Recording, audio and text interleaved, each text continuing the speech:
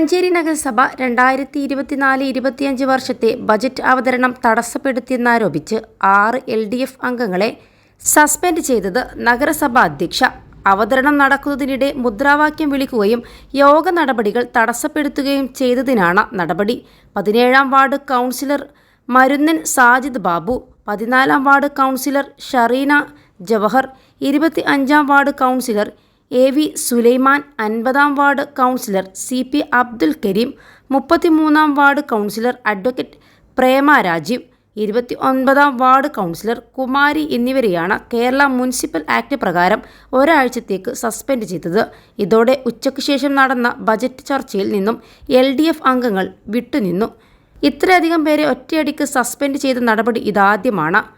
Municipal act 1995-ലെ 10-ാം വകുപ്പ് 4-ാം ഉപവകുപ്പിൽ ഇതിന് അധ്യക്ഷയ്ക്ക് അധികാരമുണ്ടെന്ന് ഭരണപക്ഷം ചൂണ്ടിക്കാട്ടി.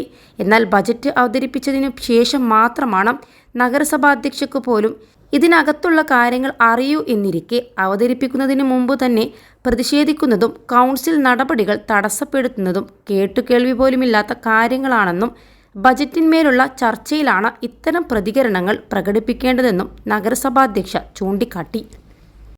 +2 ഡിഗ്രി കഴിഞ്ഞവർക്ക് വേൾഡ്സ് ഫസ്റ്റ് AR/VR ക്ലാസ് റൂമിലൂടെ സ്മാർട്ട് ഫോൺ എഞ്ചിനീയർ ആവാം. കൂടുതൽ അറിയാൻ വിളിക്കൂ ബ്രിഡ്കോ ആൻഡ് ബ്രിഡ്കോ.